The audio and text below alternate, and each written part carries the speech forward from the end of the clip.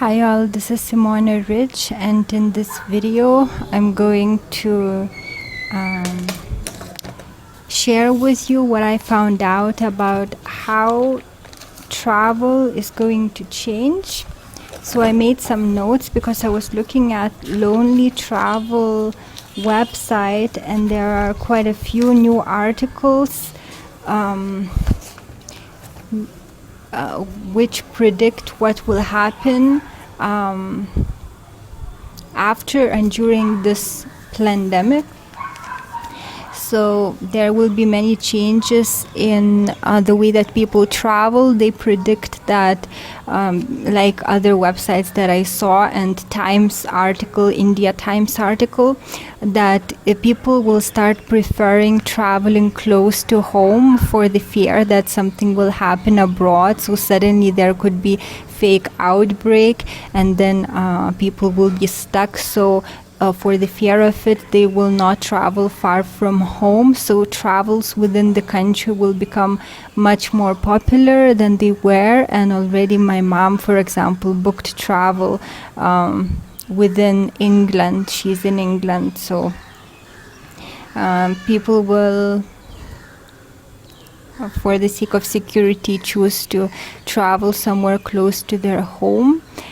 And because it will be too much of a hassle to travel far from home, because of the mask wearing that will be required on the airplanes, and there will be social distancing in public places. And it's so ridiculous for me to see social distancing in airplanes. They're all breathing the same air, yet they have to wear masks and sit away from each other. It's the same air. So they also predicted that if there is a gym, for example, in a hotel, that people will probably have to book slots so that suddenly the gym is not overcrowded. There will be a big space around the person, and once the person uses some gym equipment and goes to use another, the previous one will be cleaned. There may even be scheduling of times to use the common pool, the hotel pool, and of course social distancing there too. There could be implemented in luxurious hotels, luxury hotels, cleaning that is done by robots, and then sealing the room. So after the room was cleaned, the room will be sealed, and there will be like a label put on the door that nobody has and no human has entered the place before the check-in of the guest. So this is all to keep reinforcing in our minds that humans are contagious, that we shouldn't talk to anyone. So for sure suicides will decrease because people will feel so lonely in this time of quote-unquote new normal. And also it's told that probably contactless check-ins will be implemented, where the person orders a room online and he goes to the hotel lounge, to the hotel reception, and instead of a receptionist, there will be just a machine, and they will be able to obtain the key by entering their personal details or entering their card, inserting their card. So there's no human contact. And of course, when you travel, it's so nice to meet different people, to be in touch with different cultures, and now this experience will be taken away. It's also told that the buffets will be taken away for the fear of contagion. And again, buffets, morning buffets, it's such a beautiful thing because hotel guests get to know each other. It's like a common area that they share food in, and they want to take it away because they say that it's too dangerous.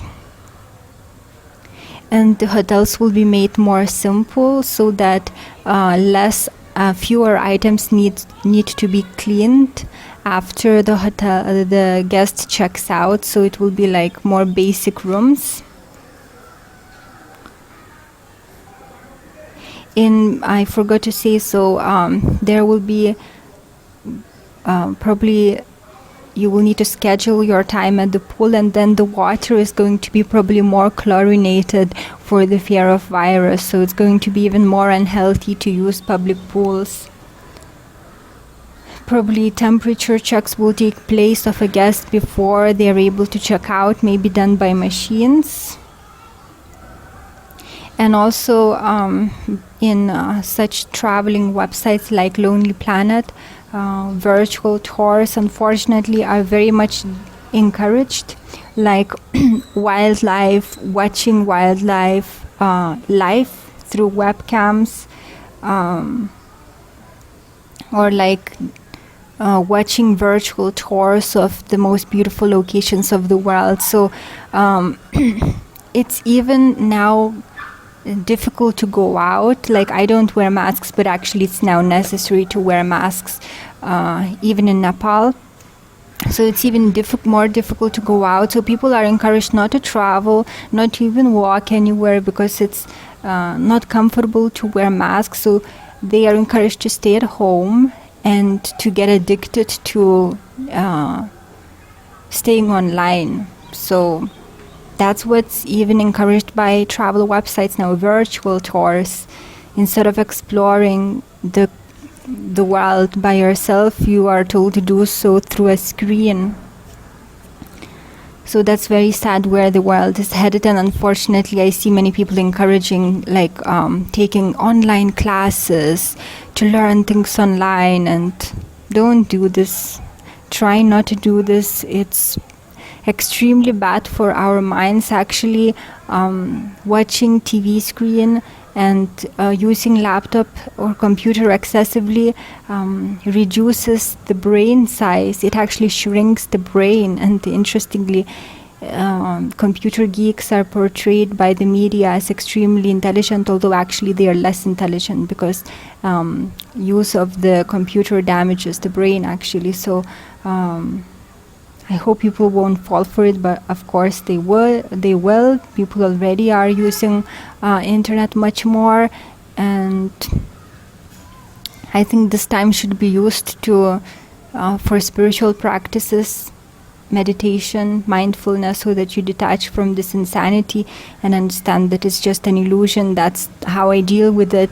It's not an escape. It's just now there is an excuse to really start taking mindfulness seriously, because the world is in a terrible state. So that's how I deal with it, and that's how the situation is likely to change in the tourism sector as a result of this pandemic. So that's all that I have for you today to share with you. Thank you for watching. Take care.